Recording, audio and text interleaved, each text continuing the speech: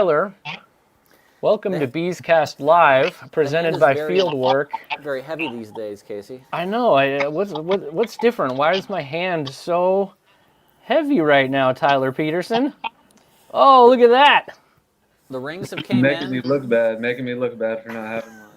Welcome. We are here to announce that Tyler and I have received our championship rings. Oh yeah, James Colyer's here too, and he's actually the real news.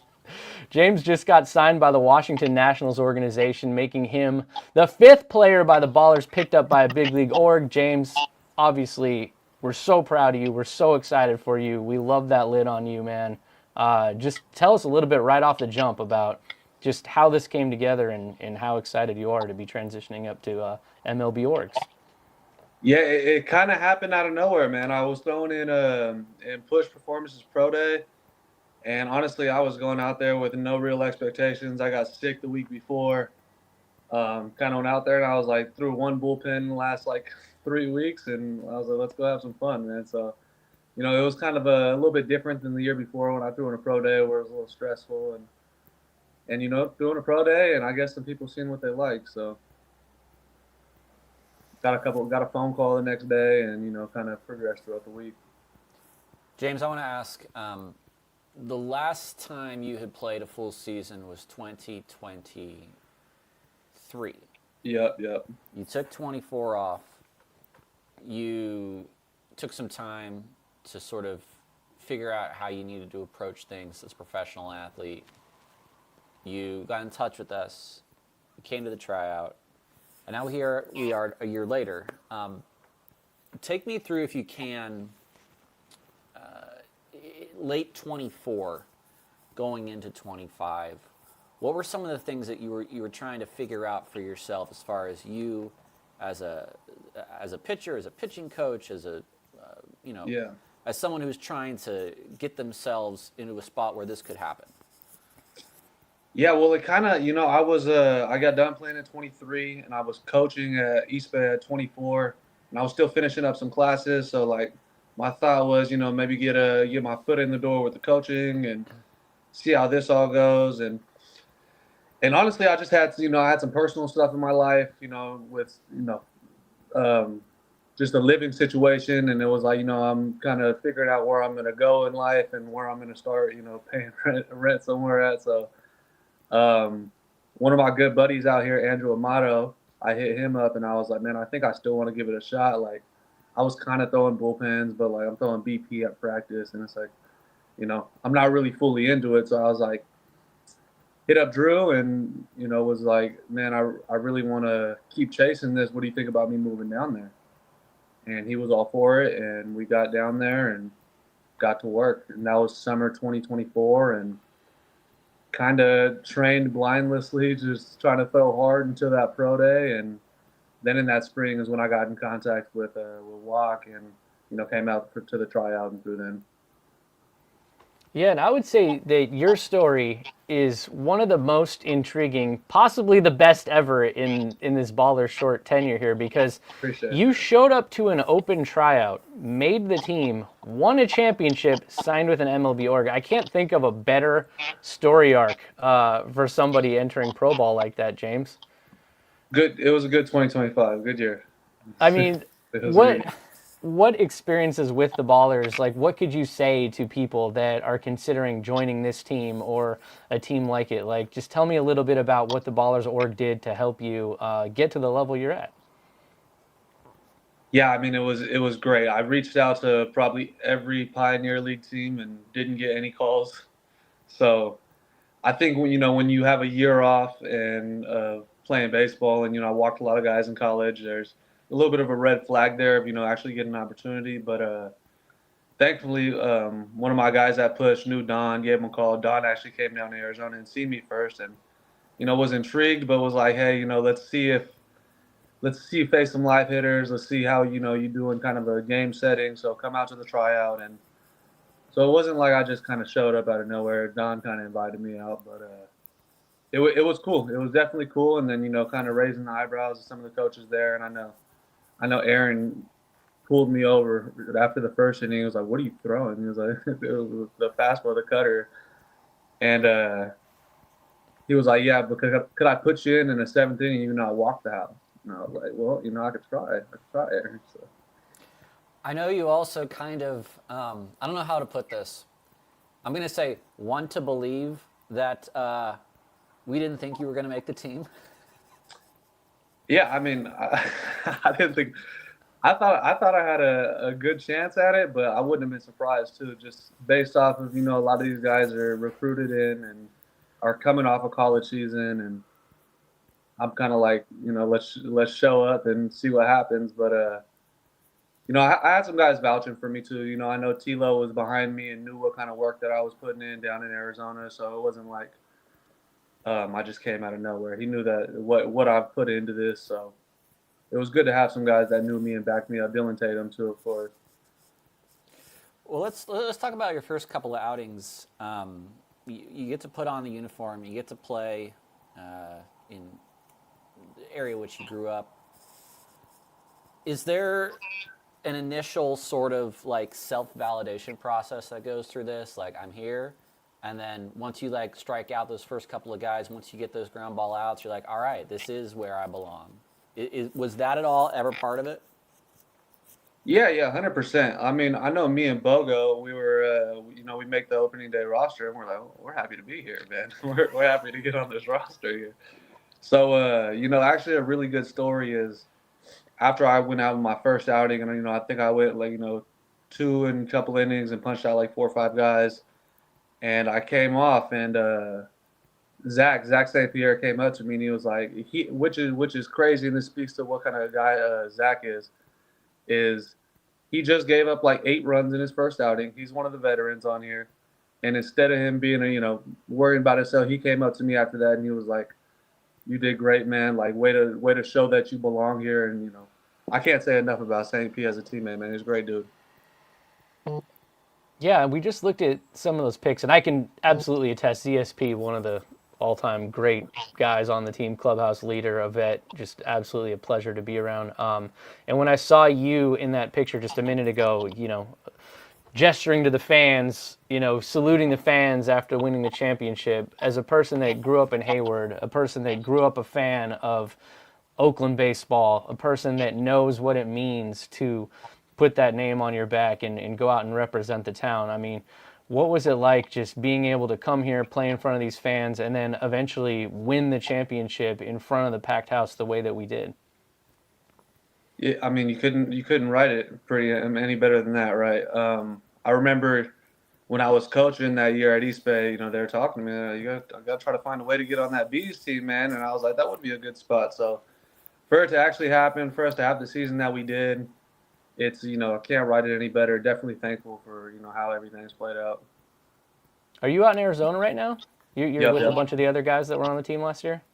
Yeah. I hang out with Milky, hang out with Tilo a lot, see Malik, seen Franny recently too. Dylan Tatum, me and Dylan Tatum just got done coaching a 10U travel ball team together, which I had to let them know is my last weekend because I'm going to Florida. So. Humble brag, no big deal. We went 0-3, so me and Tatum not the best coaches, but hey man, it's all good. I mean, I was asking because you said earlier you hadn't got your ring yet. It obviously is in possession of your mom right now. But when I was doing a little research on you, it's funny, I didn't notice this before, but you're actually no stranger to championships. You won a NorCal basketball championship.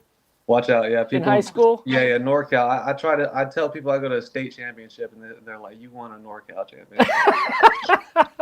Well, James is a winner. Yeah, that was a great time. I love basketball, man. It's one of my first loves, and So James, go ahead. So I was going to say, what's your understanding right now? What your reporting instructions are? Is it going down to West Palm Beach right now?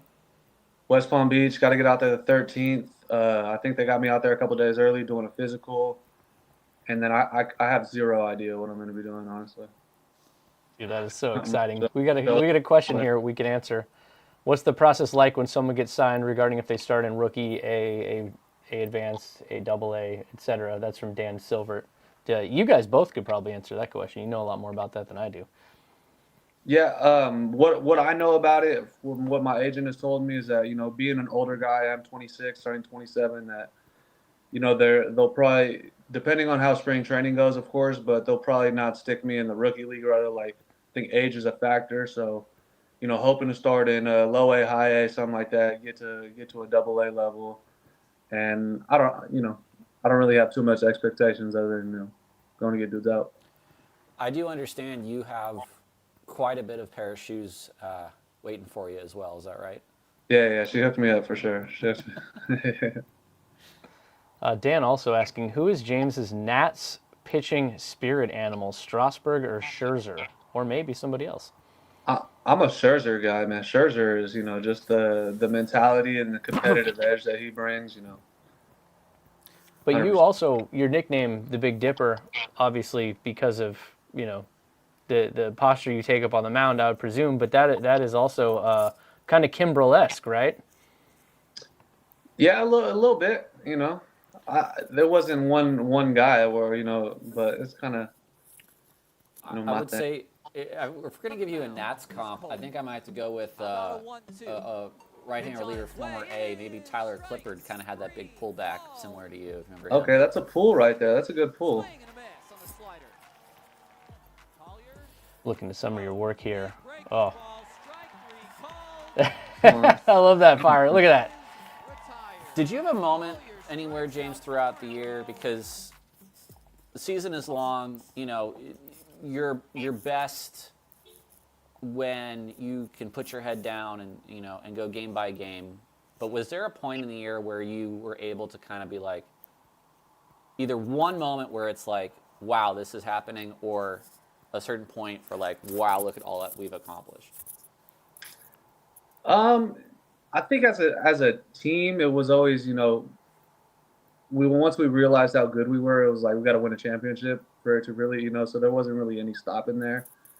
I think like a point in the season where I felt like, okay, I'm here now. I don't think I'm getting cut. I think I'm gonna, gain a role. It's probably a couple weeks after Lambert got traded. I think that was a big time for a couple of us in the bullpen to be able to step up and throw in leverage innings, and I think that was the time where I was like, okay, now I feel like I'm here. I feel like I've arrived, and it's time to go now. James, I was bummed that you missed the parade. I heard you may have had some flight issues or you didn't get on the flight, but did the stories about how prolific Riley, her dance moves at this party that we had at Prescott Market, where did that get back to you at all? Because she I was might there. have been team I showed MVP. up the last. Oh, you made it to the end? The last, yeah, like 2 hours I got there. I missed the whole celebration and all that, but I got on a flight. I had a terrible day at the airport, but we made it and we finished strong. So, Dude, I was probably long, like either gone or mentally gone by that point because it was such a long day. But yeah, when I heard you weren't going to be in the actual parade, I was so bummed for you because I felt like it would have meant so much to see you out there and have the fans. And so I'm happy that you may have missed the parade in the City Hall rally, but you made it to the end at Prescott. How did she acquire these dance moves at such a young age, dude? Like, do you have these moves? I need to know more about this. I don't know, man. She's crazy. Like me and my little sister Allie too are kind of a little bit less, you know, out or not as outgoing. Riley, I don't know where Riley gets it from. She's just out there, outgoing, center of attention, and you know, you gotta let her shine. So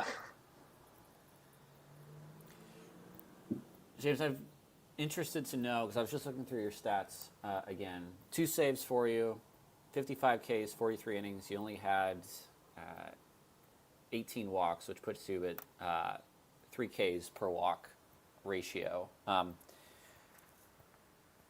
We got to see a good number of teams last year, and we got to face some of the same hitters over and over.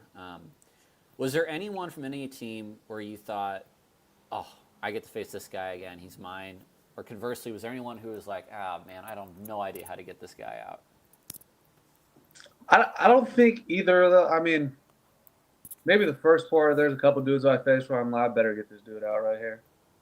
And then the other guys, guys with, not that I respect everybody and everybody's there for a reason, but there are a couple dudes where you're like, all right, well this fastball has to be outer upper quadrant, or if we're gonna go in on this guy, you better get in on him, or I better back foot this slider right here, and just being more intentional with those pitches is kind of where you get a little bit more respect of what kind of hitters guys are, and what kind of damage they could do. We got a question on the screen, James. What does James listen to get hyped pregame? Oh man, I was normally on some, I was on the Ox a lot this season. Okay. Pretty bad stuff. Not really good for the podcast, but like some hype up, like rap music, is kind of what we're going for. Any Bay Area rap artists in particular? I know you're from the Bay, so. Yeah, 100%. Like on my personal, I like Little Beans, A-Bang, kind of that's like the SOB back in the day, stuff like that. Of course, the Too Shorty 40, all that. Another question: what is James's pregame meal? These people, we're getting really detailed here. Everyone wants to know how to make it to MLB, so we need to ask all these questions from you now. I'm normally rocking with like a carne asada burrito down the street. That's what I'm missing about Oakland right now. That's me, Bogo, and Drewski go get a carne asada burrito all the time, or the Uri, I don't even know what you call that, but yeah, rice triangles. Triangles. Shout out, Shorty and Sully putting us onto that. James, I'd like to know, one thing we've kind of talked about in this offseason a little bit was how, you don't really know how you win 73 games. You just kind of do. You can't really plan for it. So, whatever next year has, it probably won't be what we had last year. But we'll always remember 25. We'll always have that team, and you'll always be a part of it. What do you kind of think about when you think about that year you had, some of the guys, some of the road trips, the events,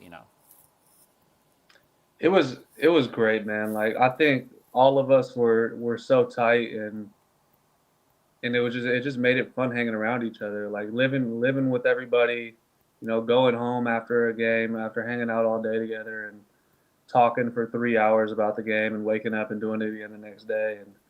And credits to the Ballers organization too for giving us everything that we needed to be successful. And besides some bad book travel by somebody in that middle, maybe that's what people like to blame a lot, Tyler Petersen. But no, that was a running joke. TP got blamed for a lot of the travel, but Oh yeah. We all enjoyed it. We're all in the same spot too. We're all grinding to get to that next level and showcase it. And winning helps a lot too. Winning solves a lot of problems. A lot of fun to win.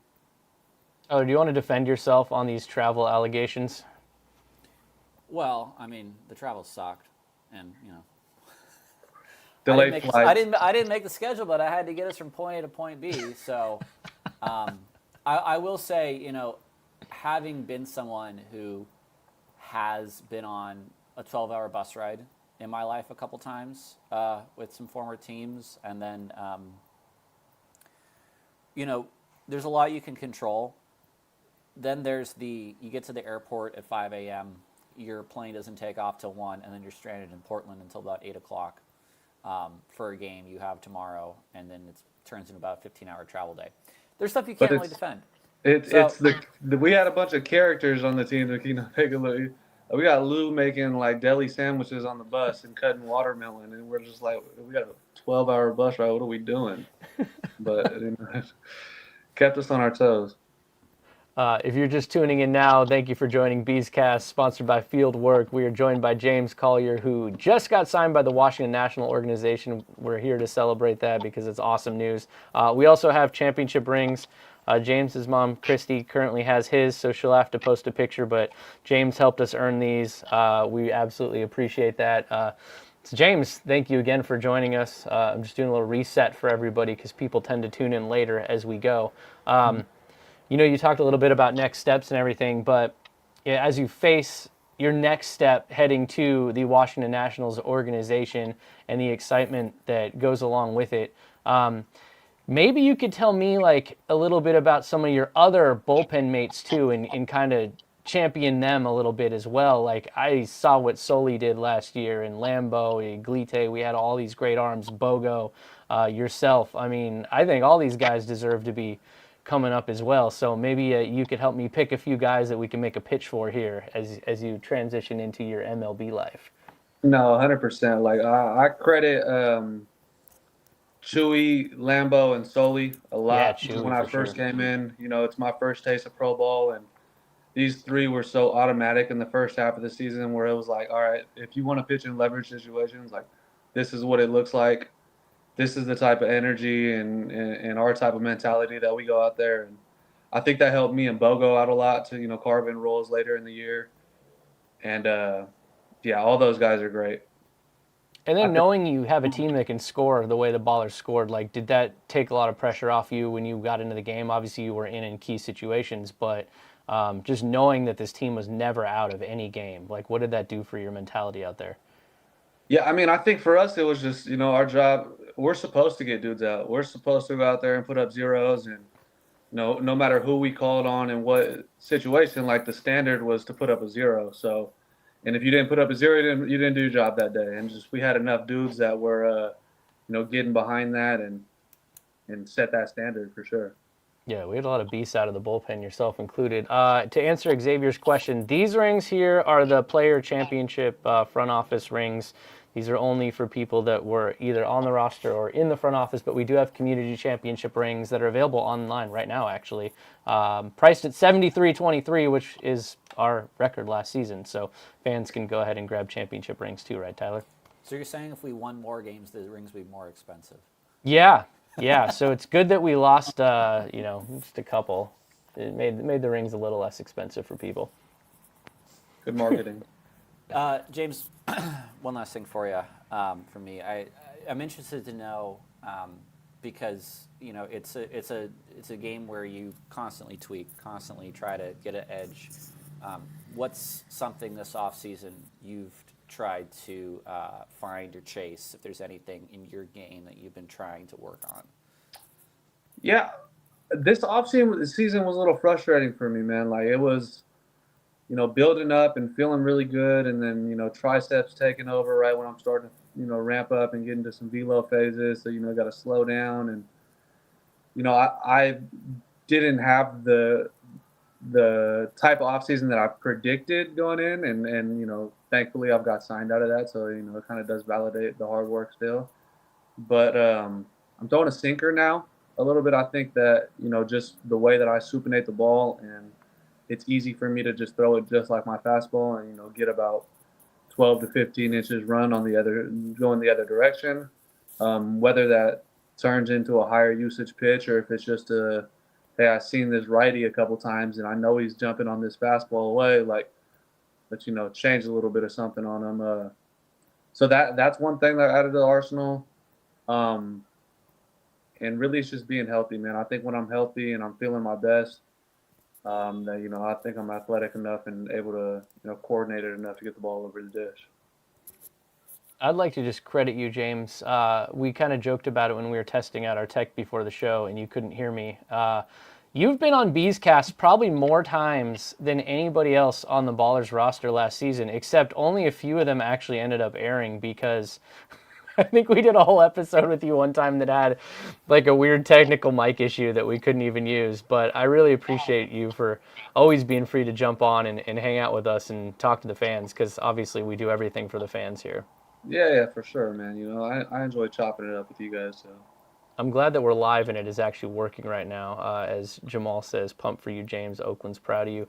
I mean, as we get set to end this thing here in a minute, I mean, just what's your message to the fans? What's your message to the people that came out and supported last year? I know we touched on this a little bit, but like how inspiring was it to kind of have them picking you up and lifting you as they did all the people on our team last season? It was great, man. Playing for Oakland was a dream come true in itself, and especially in those championship series, the playoff series, where all of the support and makes you feel like it's a big time thing that's going on. And I couldn't signing autographs every Sunday for the kids and getting a lot of support there, and seeing people in the community and them being supportive of the Ballers. That's a big thing for me, especially being from the East Bay and having so much love for that area. So I was definitely thankful for my time, and I don't think it could have went much better in that year for the Ballers. And I know you're a big-time basketball champion, and you haven't gotten your baseball ring yet. But when you do get to hold this for the first time, what do you think that's going to feel like for you? What is this ring going to mean to you? It's gonna be awesome, man. It's gonna be awesome. It's something that is the stamp on what type of year that we had. But I've been so thankful with just sharing the experiences with all the guys on the team, and having such great coaching staff and whatnot. So those are the things that I cherish a little bit more than a ring. But the ring is a cool stamp on it all. For sure. TP, you got anything else you want to hit here? Yeah, well, I'm going to say I'm sure everybody saw the fact that we also announced yesterday that Grant Manning, who's from Dublin, is also going to be joining the Nationals. So I know, James, you don't know Grant, but a couple of East Bayers who will both have a chance to break camp at a high level with the Nationals. So I guess you could try to make buddies with Grant. I could tell Nevada to make a drive down and say hi as well. He's up in He Tallahassee. should, man. That's my guy. That's my guy. So I guess it's a little bit of a mystery and a new step for you, but it must be terribly exciting. And I can't wait to see every night where you're pitching, and can't wait to read your name in the box scores during our broadcasts. Hey, thank you guys. Thank you guys a bunch, man.